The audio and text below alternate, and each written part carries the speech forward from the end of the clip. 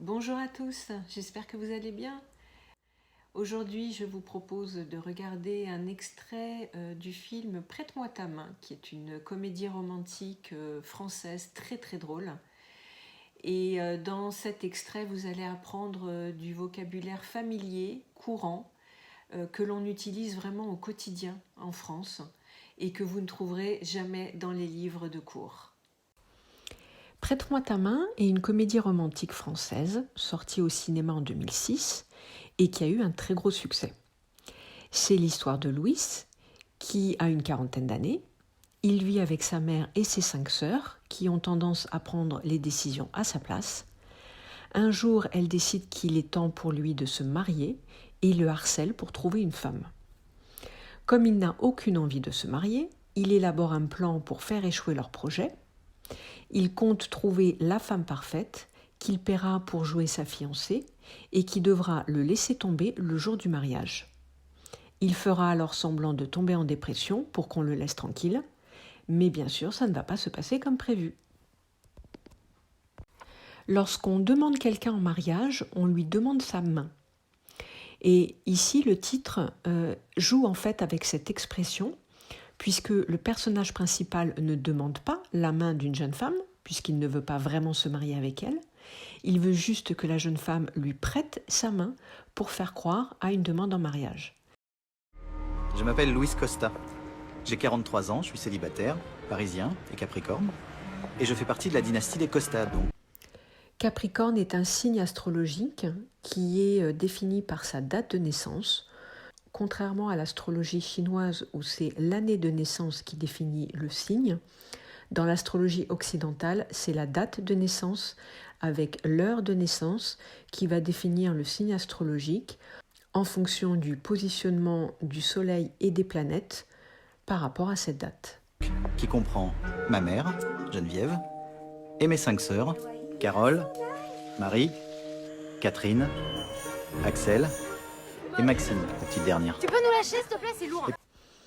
Lâche-moi ou lâche-nous est une expression familière qui veut dire laisse-moi ou laisse-nous tranquille. Vous remarquerez que s'il te plaît est dit s'il te plaît dans le langage courant parlé. S'il te plaît. T'es lourd est une expression familière que l'on dit à quelqu'un qui est embêtant, qui est agaçant. T'es lourd. Tu peux nous lâcher, s'il te plaît, c'est lourd. Et puis il y a mes 12 nièces, Inès, Clémence, Mélanie, Eva, Vanessa, Louane, Alice, Pénélope, Lucille, Aurore, Manon et Simone. C'est nul comme prénom, Simone. C'est nul est une manière familière de dire que l'on n'aime pas quelque chose. En homme dans ma famille, il y a mes 4 beaux-frères, je vous épargne leurs prénoms, de toute façon on les appelle les garçons. Comme pour s'il te plaît tout à l'heure qui était prononcé s'il te plaît, notez que de toute façon est également raccourci à l'oral de façon. De façon, on les appelle les garçons. Et puis mon père, bien sûr, Hercule, parce que ma grand-mère adorait la mythologie grecque. Oui. Alors, Cacolac, c'est qui? En plus d'être fan de Luis Mariano, papa était un fervent républicain. Le cacolac est une boisson à base de lait et de chocolat qui a été inventée dans les années 50 par une entreprise française et c'est une boisson très appréciée par les enfants. Luis Mariano était un chanteur espagnol populaire en France dans les années 50. Alors à la maison, il avait créé le G7. Le G7 était une puissante organisation qui prenait toutes les grandes décisions pour la famille. J'en ai bu Le une débat est fois. clos. Qui est pour qu'on achète plus de Cacolac? Unanimité absolue, on achètera plus de Cacolac. Et puis un jour, sans crier gare, papa est mort. Sans crier gare est une expression familière pour dire sans prévenir. Et là, ça a commencé à déraper un peu. Ici, le verbe déraper veut dire devenir incontrôlable. Une motion est portée à la connaissance du G7 concernant la lunette des toilettes. La lunette des toilettes, c'est la partie amovible des toilettes qui permet d'utiliser les toilettes soit assis, soit debout. La motion propose d'interdire la station debout pour les pipis afin d'éviter les gouttes. Qui est pour? Oui. La station debout, c'est une autre manière de dire la position debout. Le pipi, c'est le mot familier pour dire l'urine. C'est un mot que l'on utilise particulièrement avec les enfants parce que c'est plus simple pour eux à prononcer. Et par extension, on va avoir le verbe pisser qui est une façon familière de dire uriner. Sachez que faire pipi est un peu moins familier que pisser. Faire pipi va être quand même utilisé plus couramment que pisser, qui est considéré comme étant beaucoup plus familier. Ce jour-là, on avait franchi la limite de la démocratie. À l'époque, j'avais 21 ans et j'étais fou amoureux de Sandrine Bourag. C'était ma période ABBA. Ou Cure, je sais plus. ABBA était un groupe pop suédois extrêmement populaire dans les années 70 en Europe, mais surtout en France. Et The Cure était aussi un groupe très populaire de rock anglais dans les années 80-90. Non, ABBA, c'était ABBA. Non, Cure. Bref, une chose était sûre, on allait faire notre vie ensemble. Pourquoi ils veulent me rencontrer? Mais non, elles veulent. Non, puis c'est cool, c'est pour faire connaissance. Je veux être artiste. Vous l'entendez comment, ça? Ça sonne un peu comme feignante, quand même. Catherine, voyons. Vos parents aussi sont artistes? Mademoiselle Boutargue? Bourag, je m'appelle Sandrine Bourag. T'aimes bien Jeanne Masse? Jeanne Masse était une chanteuse française, très connue aussi dans les années 80. Tu trempes au petit-déj? Petit-déj est l'abréviation courante à l'oral de petit déjeuner. Le petit déjeuner, c'est le repas que l'on prend le matin. En France, il est plutôt sucré. On va boire du thé ou du café.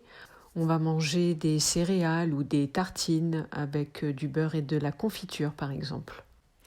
La question qu'on lui pose ici de savoir si elle trempe au petit-déj, c'est une allusion au fait de tremper ou pas, par exemple, sa tartine dans son café.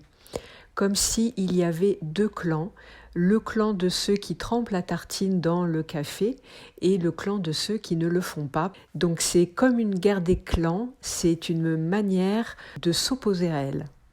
J'espère que pour la pilule au moins. La pilule est un moyen de contraception que les femmes prennent tous les mois pour empêcher l'ovulation.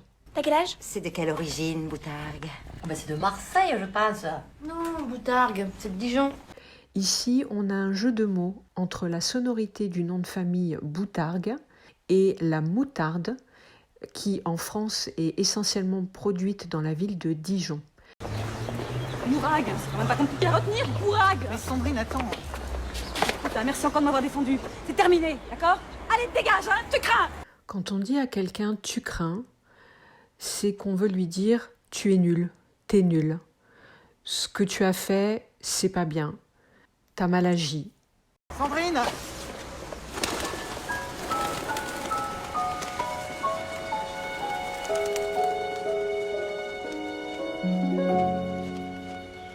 Mais de toute façon, moi j'estime que si je veux, que si je veux, à 21 ans, de voir qui je veux. Voyons, Pipou, ne sois pas ridicule. Tu n'allais pas te marier avec elle, enfin. Puis alors ce genre de nana, moi je connais par cœur. Hein. Une nana, c'est un mot un peu familier pour dire une fille. Quoi? Oh, dans 15 ans, c'est serre-tête, je plie ses bleu marine et labrador jaune.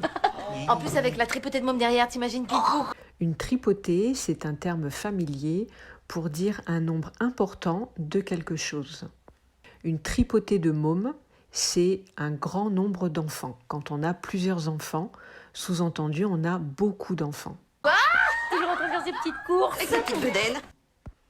La bedaine, c'est un mot familier pour parler de quelqu'un qui a un gros ventre. C'est le gros ventre. Tu as de la bedaine, ça veut dire que tu as un gros ventre. C'est la dernière fois que vous me voyez. Des promesses sur des promesses. T'es même pas cap. Tu n'es pas capable de faire quelque chose. Le tu n'es pas devient t'es pas.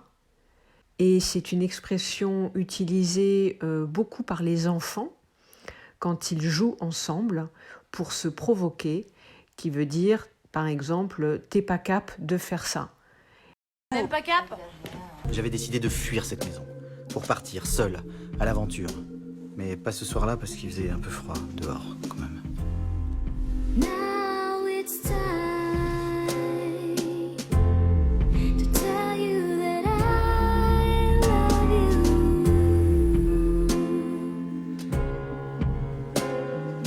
m'avait quitté et j'avais pas réussi à la retenir. Son odeur était devenue une obsession, tout ce qui me restait d'elle. Mais mes cours de chimie me permirent de la retrouver. Je découvris ainsi qu'il fallait pas moins de 17 odeurs différentes pour reconstituer celle de ma bien-aimée. À ma grande surprise, il y avait même de la banane dans Sandrine.